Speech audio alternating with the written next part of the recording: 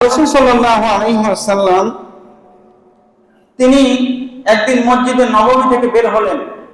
মসজিদে নববী থেকে বের হয়ে একজন সাহাবী রাদিয়াল্লাহু তাআলা আনহু দেখেন তিনি দিন মজুর ফল বিক্রি করছেন। তো রাসূলুল্লাহ সাল্লাল্লাহু আলাইহি ওয়াসাল্লাম তখন মদিনার প্রেসিডেন্ট। তো প্রেসিডেন্টরা সাধারণত কি হয়, তার সাথে লোকজন থাকে, মানুষ তার সাথে কথাই বলতে পারে না, ঠিক কিনা বলেন? আমাদের দেশের সাধারণত মেম্বার থেকে নাতি যে সমস্ত মানুষগুলো আছে, চেয়ারম্যান, এদের কাছেই তো আমরা ভিড়তে পারি, কথা বলেন না কেন, ভিড়তে পারি না। অথচ আল্লাহ রাসূল মসজিদে নববী থেকে বের হয়েছেন, এই ব্যক্তি ফল বিক্রি করছেন। তাহলে রাসূল সাল্লাল্লাহু আলাইহি ওয়াসাল্লাম গিয়ে তার পিছন দিক থেকে জড়িয়ে ধরলেন। সুবহানাল্লাহ বলেন। সাহাবী রাদিয়াল্লাহু তাআলা বলছেন, কে আমাকে ধরেছে, ছেড়ে দাও আমাকে। এই ব্যক্তি তো জানে না যে তাকে কে জড়িয়ে ধরেছে। বিশ্বনবী জনাবে রাসূলুল্লাহ সাল্লাল্লাহু আলাইহি ওয়াসাল্লাম তিনি জড়িয়ে ধরে বলছেন, এই ব্যক্তিকে কে ক্রয় করবে? সাহাবী রাদিয়াল্লাহু তাআলা বুঝতে পারছেন, বোঝার পরে বলছেন, আরে আর কিছু সময় যদি আমার রাসূলুল্লাহ আমাকে জড়িয়ে ধরতেন, আমার জন্য কতই না উত্তম হতো। তো তিনি বলছেন যে ইয়া রাসূলুল্লাহ, আমি বুঝতে পারি নাই যে আপনি আমাকে জড়িয়ে ধরেছেন, আর আমাকে কে ক্রয় করবে? রাসূলুল্লাহ সাল্লাল্লাহু আলাইহি ওয়াসাল্লাম বললেন যে দুনিয়ার জমিনের ভিতরে তোমার দাম নাও থাকতে পারে, কিন্তু আল্লাহর কাছে তোমার দাম অনেক বেশি। আল্লাহ রাসূল সাল্লাল্লাহু আলাইহি ওয়াসাল্লাম সাহাবীর হাতখানা ধরলেন, উঁচু করে ধরে বললেন, আল কাসিবু হাবিবুল্লাহ। সাহাবীদেরকে সহ অনেক মানুষ সেখানে জমা হয়ে গেল। তিনি বললেন, আল কাসিবু হাবিবুল্লাহ, যে ব্যক্তি কাজ করে খায়, যে ব্যক্তি কষ্ট উপার্জন করে জীবিকা উপার্জন করেন, আল কাসিবু হাবিবুল্লাহ, এই ব্যক্তি হলো আল্লাহর কাছে সব থেকে প্রিয়। এটা আল্লাহ রাসূলের আদর্শ ছিল। তিনি গরিব দিনমজুর খেটে খাওয়া মানুষদের সাথে এমন ভাবে মিশে যেতেন যে মনেই করা যেত না যে এই ব্যক্তি একজন মদিনার প্রেসিডেন্ট। সুবহানাল্লাহ।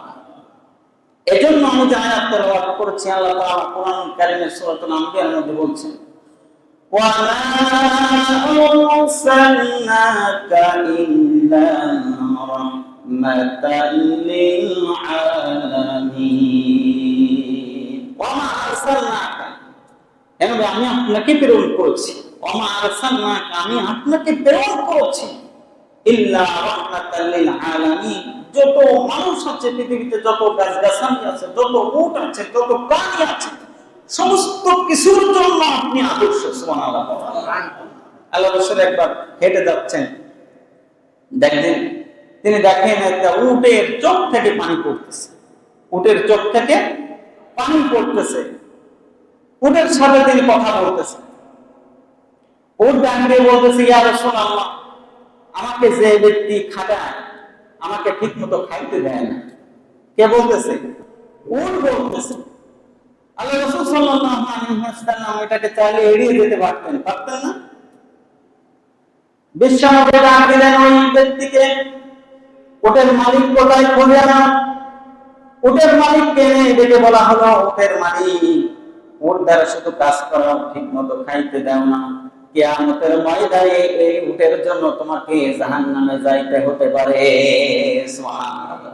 তিনি উটের সাথে কথা বলেছেন, উটের দুঃখ বেদনা যাতনা এটা তিনি এমন ভাবে জাস্টিফাই করেছেন, মানুষদেরকে শুধরিয়েছেন যে খবরদার প্রাণীর সাথে খারাপ আচরণ করে না। কারণ আপনারা জানেন যে বনি ইসরায়েলের এক মহিলা খুব নামাজি ব্যক্তি ছিল, অথচ তার ঘরের ভিতরে একটা বিড়ালকে খাইতে না দেওয়ার কারণে, বিড়ালকে খাইতে না দেওয়ার কারণে এই বিড়ালটা অনাহারে মারা গিয়েছিল। এই জন্য এই ব্যক্তি নামাজ পড়ার পরও, এই মহিলা নামাজ পড়ার পরও আল্লাহ তাআলা রব্বুল আলামিন এই যে মেরে ফেললো প্রাণীটাকে খাইতে না দিয়ে, এজন্য এই ব্যক্তিকে আল্লাহ তাআলা রব্বুল আলামিন জাহান্নামে দিলেন। আবার অন্যদিকে একজন গোনা, যার সর্বাঙ্গে গোনা, এমন কোন জায়গা নাই যে তিনি গোনা করেন নাই। এক মহিলা তিনি মরুভূমির মধ্য দিয়ে হেঁটে যাচ্ছেন, তিনি দেখেন একটা পিপাসার্ত কুকুর, সে ক্ষুধার যন্ত্রণায়, পানির যন্ত্রণায় ছটফট করছে, তার কাছে কিছুই নাই।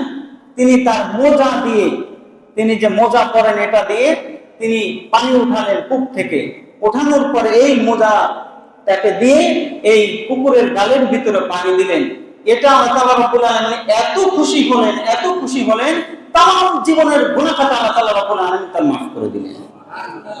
তাহলে এই যে ছোট্ট ছোট্ট কাজ এবং সব জায়গায় যে আল্লাহ রাসূলের আদর্শ, এটা কে করেছেন?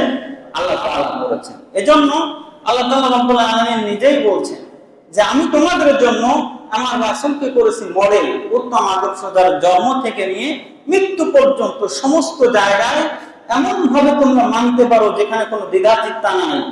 সব জায়গায় জন্ম হয়েছে যেখান থেকে নিয়ে শুরু করে মৃত্যু পর্যন্ত, তিনি মারা যাবেন, এমন অবস্থায় তার কপাল ঘেমে যাচ্ছে, কিছুক্ষণ পরেই মারা যাবেন, এমন তো অবস্থায় তিনি বলছেন আসসালাতু আসসালাতু ওয়া মা মালাকাত আইমানুকুম, আসসালাতু আসসালাতু ওয়া মা মালাকাত আইমানুকুম।